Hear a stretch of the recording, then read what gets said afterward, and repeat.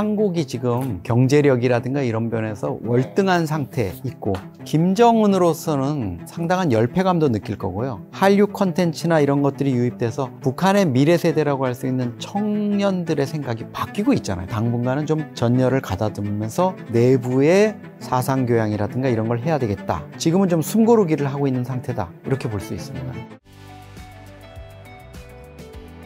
자, 평양의 고층 빌딩에 균열이 있고 뭐 신형 구축함 전복 사고 등이 있었다는데 이게 어떤 사고고 이런 사고들이 좀 일어나는 근본적인 원인은 뭘까요? 김정은 집권 초기부터 이제 평양에 좀 치적 선전용으로 고층 빌딩을 많이 지었습니다. 20, 30층 아파트도 많이 지었고 상징적으로 58층 주상복합 이런 것들을 지었거든요. 북한이 이걸 지으면서 1년도 안 돼가지고 이걸 막 9개월 만에 짓는 거예요.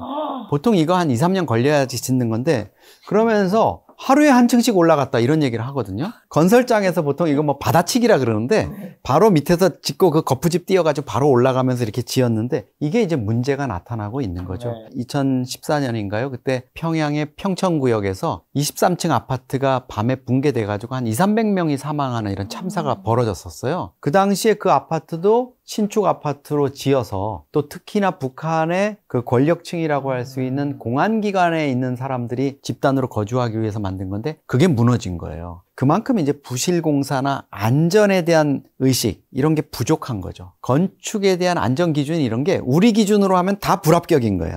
그러다 보니까 이제 고층 빌딩에 문제가 생기고 구축함도 5,000톤급 신형 구축함을 김정은이 빨리 만들으라니까 1번함을 만들고 나서 운용을 해보고 여러 가지 결함이 나타나는가 해서 우리는 한 2, 3년 동안 운영을 해보거든요. 신형 선박을 만들면 군함은. 그리고 나서 이제 2번함, 3번함은 뭐 금방금방 만들면 되는데 북한은 1번함하고 2번함을 동시에 건조를 했어요. 동해와 서해에서 떨어져서. 그러다 보니까 서해 쪽에 있는 남포항에서 만든 1번함은 잘 진수가 됐는데 2번함을 진수하는 과정에서 이제 횡진수를 했습니다.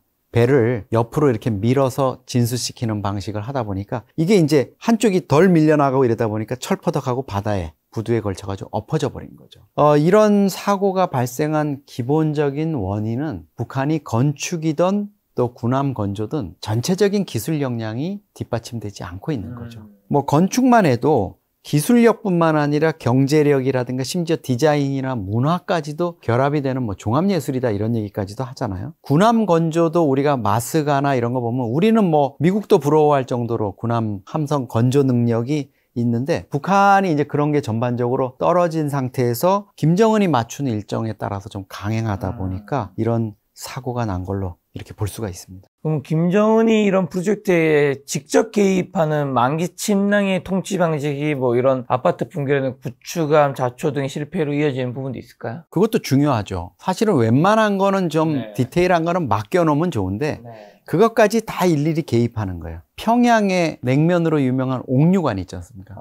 옥류관 가가지고 냉면을 이렇게 먹고 뭐 식초를 타고 뭐 이렇게 하려 그러면 거기에 의례원이라 그러는 식당에 이제 여종업원이 한복을 곱게 입고 있다가 선생님 그러시면 안 됩니다. 그리고 쫓아와요. 왜 그러냐 그러면 우리 위대한 수령님께서 평양냉면을 먹을 때는 젓가락으로 면을 이렇게 한 다음에 면발에 직접 식초를 쳐서 먹어야 맛이 있다고 하셨습니다. 냉면 먹는 거, 식초 치는 것까지 어떻게 하라고 수령이 교시를 해서 그거를 다 따라해야 되는 이런 체제잖아요.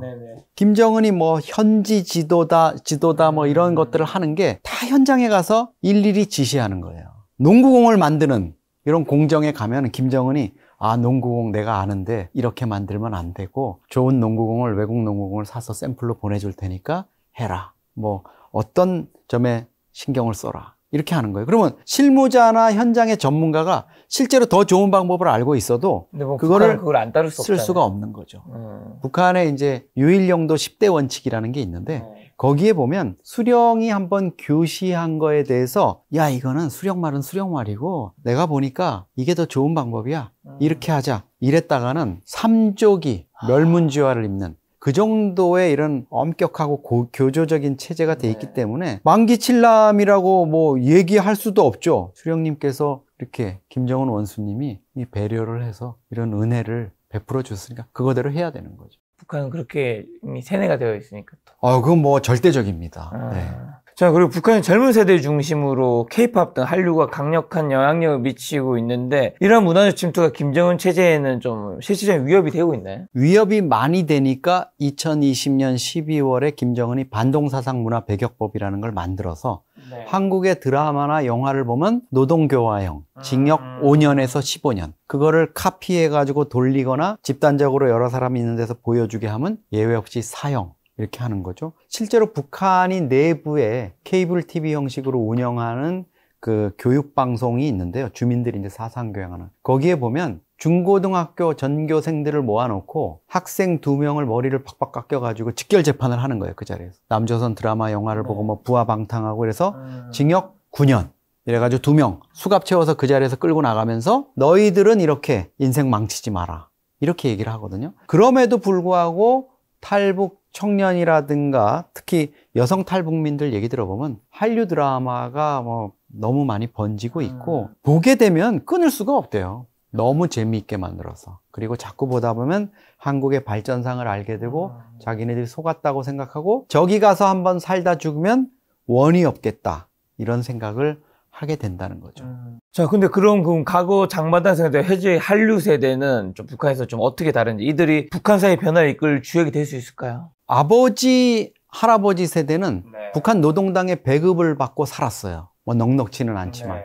그런데 북한에 지금 이제 좀 한 40대 이런 층들은 장마당 세대라고 할 수 있잖아요. 이 장마당 세대는 뭐냐면 노동당의 배급이 94년 김일성 사망 이후에 붕괴가 되면서 장마당에서 자기가 장사를 하던 거기서 물건을 구매하던 정말 북한 경제의 산소호흡기를 하는 장마당에서 경제 생활을 영위했던 사람이거든요. 노동당이 우리한테 해준 게 뭐였어? 장마당? 노동당보다 장마당이 우리한테는 더 좋은 당 아니냐? 뭐 이런 식으로 농담이 나올 정도였는데 이제는 그 장마당 세대를 넘어서 가지고 한류 세대, 한류 세대가 이제 넘어가고 있는 거죠. 이거는 이제 20대, 10대 청년층입니다. 과거의 장마당 세대가 경제적인 문제를 중국의 생필품이라든가 물자를 통해 해결해서 중국에 의존하는 경향이 있었다면 이제 한류 세대는 단순히 그런 경제적인 문제를 해결하는 게 아니라 자기네들의 꿈, 외부 세계에 대한 호기심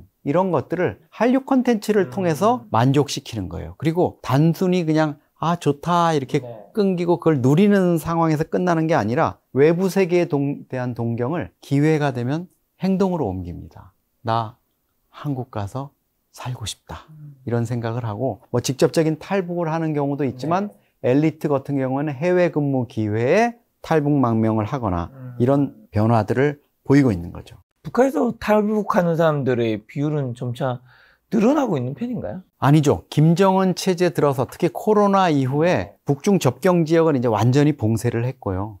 특히 이제 문제가 되는 건 북한의 어떤 감시 체계나 이런 것도 있지만 중국이 북한에서 중국 쪽으로 넘어오는 인원들을 단속하고 코로나 시절에 이제 그런 어떤 질병이 넘어오거나 이런 것들을 하기 위해서 거기에 CCTV라든가 그 국경수비대 감시망을 촘촘히 한 게 옛날보다 탈북하기 힘들어요. 이제는 AI라든가 이런 것까지 동원해가지고 안면인식 이런 것들을 해서 설사 실시간으로 잡지 못해도 탈북민이 넘어온 흔적이 있으면 영상을 돌려가지고 그걸로 이제 어떤 복장에 어떤 인원 몇 명이 탈북했으니까 이 지역을 수색하자. 이런 식으로 단속이 이루어져서 어려운데요. 그러다 보니까 이제 선박을 타고 직접 넘어오거나 아니면 휴전선을 돌파해서 넘어오거나 이런 극소수의 인원들이 있고요. 해외 체류 기회를 이용해서 뭐 자녀들의 미래를 위해서 이런 기회에 오는 고위층, 핵심 엘리층 탈북자들이 있고 최근에 들어오는 인원들 중에는 과거에 중국으로 탈출을 해가지고 오래 살다가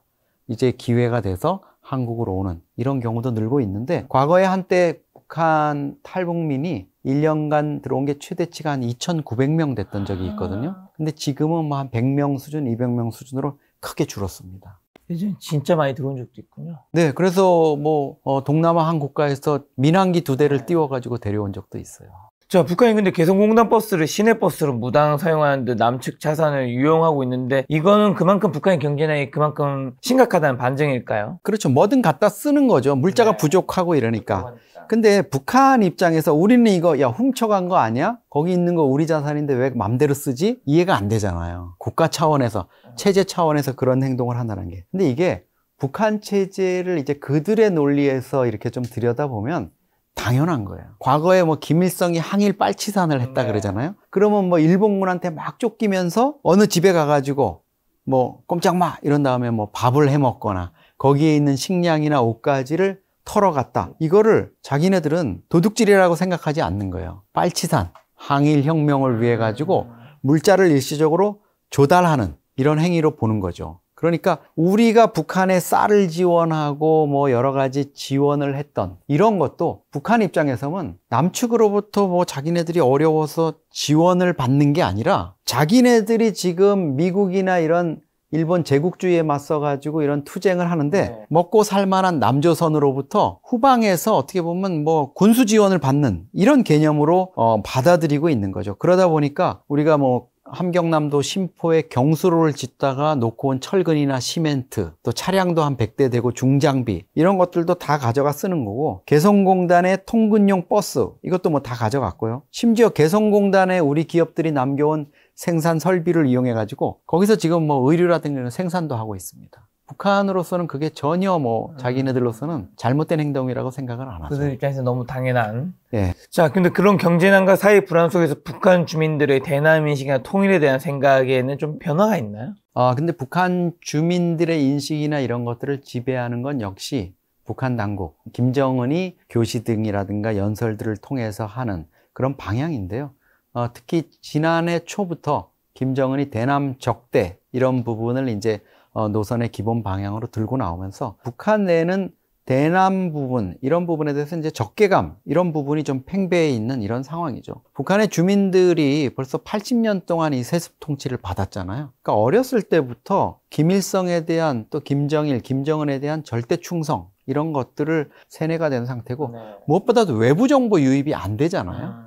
다양성이라든가 이런 것들을 또 상실했기 때문에 북한 주민들이 뭐 2018년처럼 남북 정상회담이 열려가지고 문재인 당시 대통령이 방북하고 이러면 또 막 깃발 들고 나와가지고 흔들고 뭐 우리가 한민족 아닙니까? 뭐 통일을 해야죠. 이러다가도 북한 노동당이나 김정은이 남조선 제1주적 우리를 뭐 적대시하니까 우리도 주적이다. 이렇게 하면 그 방향으로 갈 수밖에 없습니다.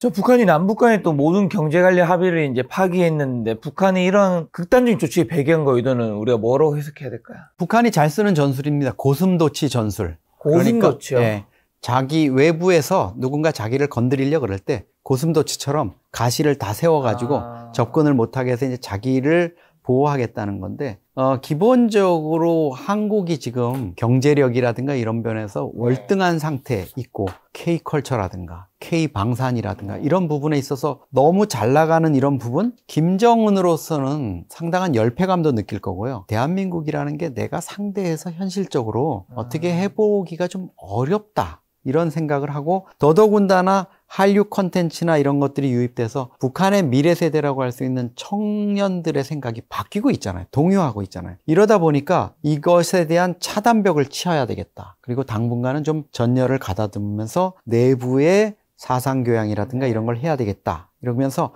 지금은 좀 숨고르기를 하고 있는 상태다. 이렇게 볼 수 있습니다.